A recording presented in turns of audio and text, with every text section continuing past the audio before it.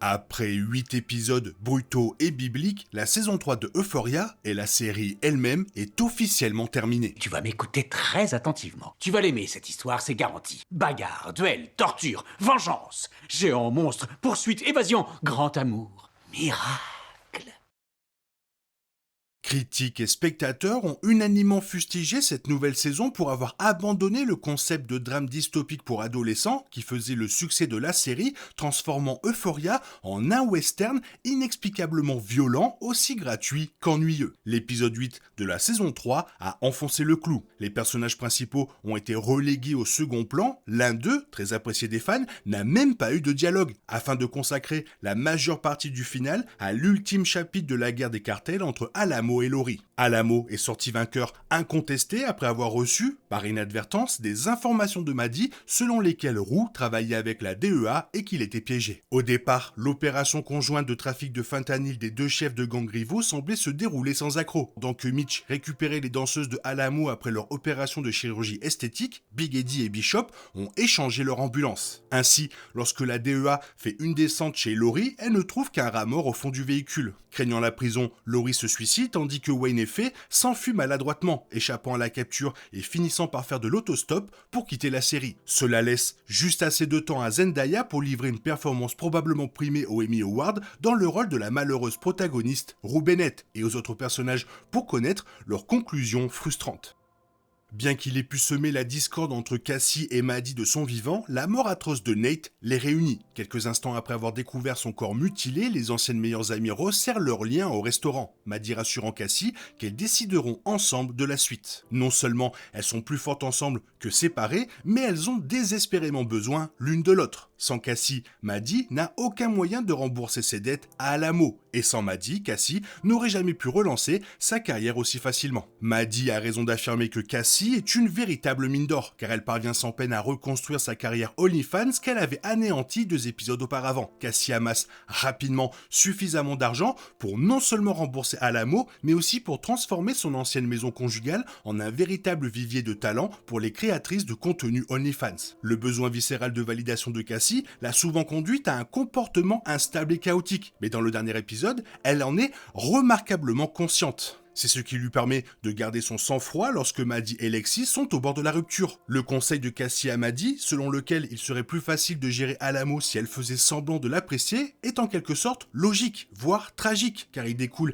des nombreuses années passées par Cassie à essayer de plaire aux hommes de sa vie. Dans ce même épisode, Cassie se comporte plus que jamais comme une grande sœur lorsqu'elle console Lexi, rongée par la culpabilité après sa dernière dispute avec Roux. Cassie parvient enfin à être présente pour ses proches au lieu d'être entièrement dépendante d'eux, mais cela a un prix. Pour survivre, Cassie doit faire croire que Nate a disparu et qu'elle est certaine de son retour, même si elle sait pertinemment qu'il ne reviendra jamais. Elle sera ainsi condamnée à vivre son deuil en secret, incapable de surmonter son traumatisme. Cassie a certes obtenu tout ce qu'elle a toujours désiré, son mari, son amour de lycée, une immense maison et des milliers de fans en adoration, mais le prix à payer était trop élevé et la voilà désormais prisonnière d'une version vide de sa vie de rêve. Le plan final, où on la voit pleurer près de son anneau lumineux, illustre qu'elle est comme une poupée prisonnière d'une maison de poupées, adulée pour sa beauté, mais aussi complètement seule. C'est une fin frustrante et cliché pour un personnage de travailleuse du sexe, mais Euphoria a clairement montré depuis longtemps qu'elle n'avait aucun scrupule à dépeindre cette profession sans sensibilité ni nuance. Les choses se sont nettement mieux passées pour Maddie, qui, en plus de rembourser Alamo, le payait également en faveur sexuelle avant d'être libérée de ses dettes. Grâce à son intelligence et à son énergie, Maddie s'est révélé être le meilleur personnage de la saison 3, et même si sa fin n'est pas vraiment satisfaisante, c'est un soulagement qu'elle survive à la série en un seul morceau, la tête haute. On se concentre, à juste titre, sur Roux et Nate dans les discussions autour des personnages secondaires, mais Jules a subi le même sort dans la saison 3. Ce personnage, autrefois si important qu'il avait droit à un épisode spécial, est absent de plusieurs épisodes de l'ultime saison et n'a quasiment aucun lien avec l'intrigue principale. Pire encore, son intrigue finale se résume à une seule scène muette. On pourrait y voir une métaphore du chemin sombre qu'elle a emprunté.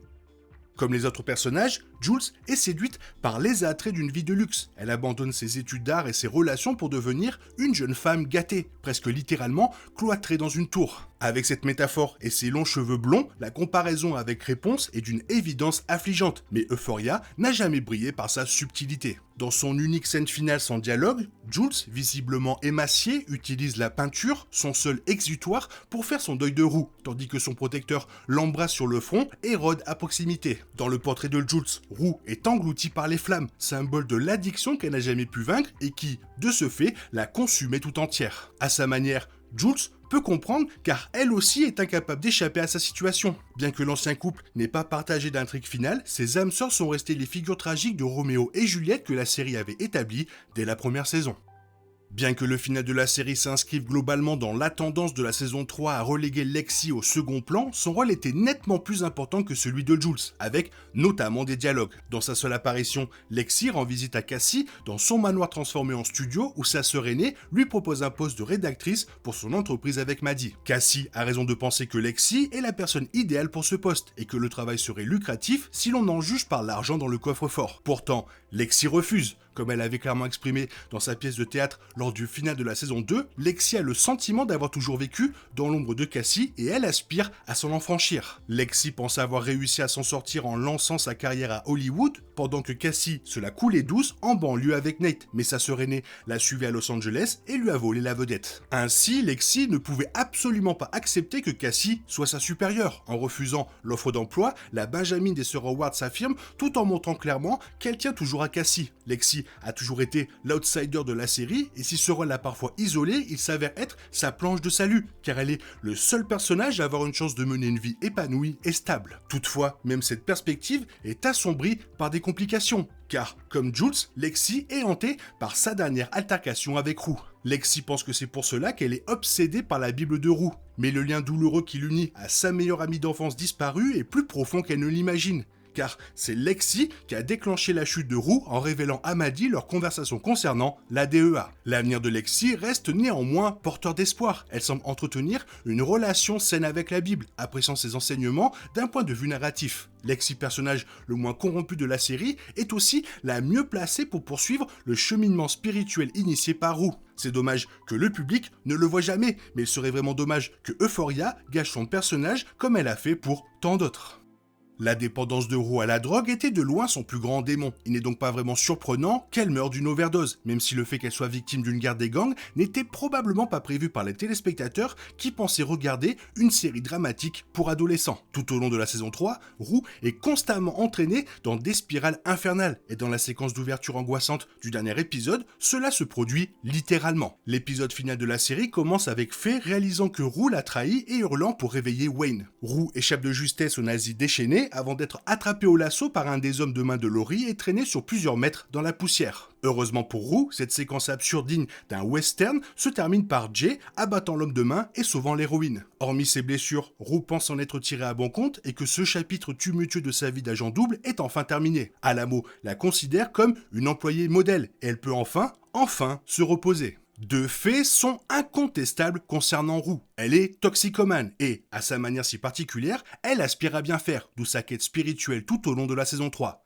Ainsi, elle accepte sans réserve les drogues et les éloges d'Alamo et signe ce même arrêt de mort. Malgré la rechute de Rue et la bienveillance inhabituelle de Alamo à son égard après avoir appris sa trahison, elle semble encore pouvoir s'en sortir puisqu'elle trouve refuge dans l'appartement de Ali. Et bien qu'il devient rapidement évident que le rêve de Rue n'est qu'une illusion, il révèle une lueur d'espoir. Dans ces derniers instants, la rédemption était encore ce qui comptait le plus pour elle. Le temps considérable consacré à Fez était un hommage émouvant, quoique surprenant, aux trafiquants de drogue au grand cœur. Dans le fantasme de Rue, Fez s'évade de la prison où il purge une peine de prison à perpétuité grâce au parcours, et l'héroïne sait qu'elle doit répondre à l'appel pour le secourir. Au fil de son voyage hallucinatoire, la série lui fait apparaître des images de ce qui comptait vraiment pour elle. Des balades en voiture avec sa famille, la première fois qu'elle a vu Jules sur son vélo et un moment de paix partagé avec Fez dans un champ. Bien que Rue sache qu'elle ne peut plus revenir en arrière, comme en témoigne l'épicerie fermée de Fez, dans ces derniers instants, elle imagine qu'elle fait tout son possible pour illuminer l'avenir. En écho à sa fuite désespérée pour éviter la désintoxication dans la saison 2, Rue échappe cette fois à la police et court vers sa maison, auprès de sa mère. Elle retrouve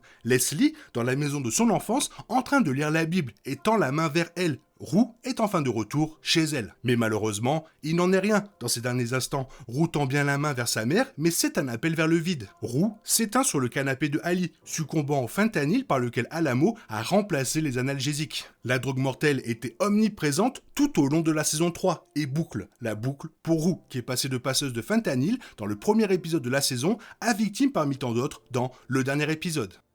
En découvrant Rue morte sur son canapé, Ali devient le protagoniste pour le reste de l'épisode final. Le protecteur des vœux de Rue est d'abord surpris de voir le flacon de pilule presque plein sur sa table basse, mais un test confirme les pires craintes de Ali, la pilule que Rue croyait être du Percocet était en réalité coupée au fentanyl. Rue rejoint ainsi la liste des personnes que Ali n'a pas pu sauver. Vu l'acharnement dont Ali a fait preuve pour sauver Rue de son destin tragique, on comprend que sa disparition l'est profondément bouleversée. Lors d'une réunion, Ali avoue avoir replongé dans l'alcool et traversé une grave crise de foi. Là encore, cela est cohérent avec le personnage et l'histoire originelle que Euphoria voulait raconter. Le point de non-retour est la décision inhabituelle de Ali de venger Rue et la fusillade qui s'ensuit au Silver Slipper. Ali arrive au club de striptease en uniforme de marine et refuse de boire un verre. Ces éléments indiquent que le personnage ne sombrera pas davantage dans la toxicomanie ou la criminalité. Après sa brève rechute, Ali s'est de nouveau engagé sur la voie de la sobriété et, en revêtant son uniforme, il montre qu'à ses yeux, il rend justice et ne deviendra pas un tueur de sang-froid. Lors de la confrontation violente, le bien triomphe du mal. Ali refuse sa première occasion de tuer Alamo car cela signifierait blesser mortellement Maddie. Lorsque Ali accepte les conditions de Alamo pour la fusillade, le parrain fait preuve de déshonneur en tirant avant même que la bouteille de champagne ne touche le sol. Toutefois, dans un élan de justice karmique, Bishop, qui aime surprendre, a retiré les balles du pistolet de Alamo avant la fusillade. Ali, fidèle aux règles, abat Alamo. Impuissant, le criblant de plusieurs balles avant de lui loger une balle dans la tête pour être sûr. Malgré le chagrin de Ali face à la mort de Rue, son geste était pour le moins incohérent. Il aurait pourtant parfaitement fonctionné comme une séquence onirique. Levinson aurait ainsi pu concilier son western déjanté, ses personnages complexes et attachants, sans pour autant les dénaturer. Heureusement, les actions de Ali dans la scène finale d'Euphoria sont plus cohérentes avec son personnage. Sachant que Rue souhaitait sur son lit de mort retourner à la ferme qu'elle avait découverte par hasard dans le premier épisode de la saison 3, il honore sa mémoire en se rendant lui-même dans ce lieu qu'elle considérait comme la terre promise. Sous son vrai nom, Martin McQueen, Ali arrive à la ferme texane pour annoncer la mort de Rue, au grand désarroi de la famille, et surtout de Daisy. Alors qu'il partage le repas et prie avec eux, Ali a une vision de Rue assise en face de lui. Pour Ali, cela signifie que Rue a rejoint le paradis et qu'elle se trouve là où elle souhaitait être spirituellement. La dernière phrase de Rue, que Dieu nous bénisse tous, montre qu'après sa mort, elle a trouvé la paix qui lui avait échappé de son vivant. Le créateur de Euphoria, Sam Levinson, a passé la majeure partie de la diffusion de la saison 3 à défendre ses choix controversés. Des scènes fétichistes interdites aux moins de 17 ans de Cassie à la mort macabre de Nate, digne d'un film d'horreur. Dans un reportage diffusé après le final de la saison sur HBO, Levinson a évoqué la mort de Rue dans Euphoria, déclarant « J'avais le sentiment d'une fin authentique. Une fin authentique, c'est que les gens comme Rue ne s'en sortent pas. Au final, je crois que je voulais raconter une histoire sincère sur la dépendance. Je voulais aussi raconter une histoire sur le deuil et le bouleversement émotionnel qu'il peut engendrer. » Les propos de Levinson sont en grande partie justes et les 2 premières saisons de Euphoria retranscrivent parfaitement le deuil et le bouleversement émotionnel causé par la dépendance de Rue. Toutefois, le fait d'arracher les personnages à leur adolescence pour les plonger dans un drame policier sensationnaliste relève davantage d'un hommage à Hunter S. Thompson, l'auteur de Las Vegas Parano, que d'un récit authentique sur la dépendance. Et c'est là le problème fondamental de la 3e et dernière saison. Si la mort de Rue a été mal perçue, l'hommage rendu à Angus Cloud a suscité des réactions plus mitigées. Levinson s'est longuement exprimé sur sa relation étroite avec l'acteur disparu et sur ses efforts pour l'aider à vaincre sa dépendance. À propos du sort de Fez et des images inédites de Claude et Zendaya dans le final, Levinson a déclaré « Je voulais raconter cette histoire pour Angus et pour tous ceux qui n'ont pas eu de seconde chance. » Quelle que soit la réaction du public face à la fin de ces personnages emblématiques, le créateur d'Euphoria reste convaincu qu'ils ont fait les bons choix.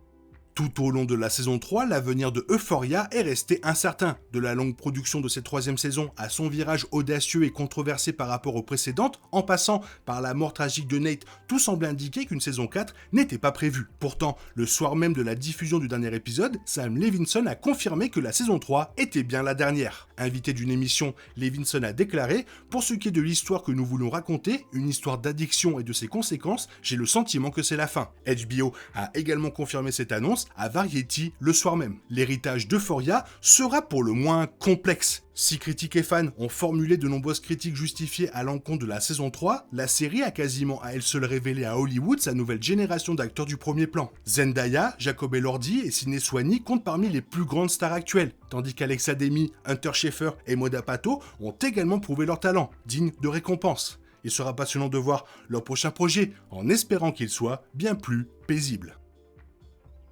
Et voilà, c'est fini pour la série, mais pas encore tout à fait pour Euphoria. Il va falloir attendre la prochaine cérémonie des Emmy Awards pour voir si Zendaya va le gagner une dernière fois. Toi, qu'est-ce que tu as pensé de la saison 3 ? Fais-le moi savoir dans la zone commentaire. Et sinon, comme d'habitude, bisous bisous, bye bye. T'es toujours là, toi? C'est fini. Rentre chez toi. Allez, dehors. Dai, dai, dai.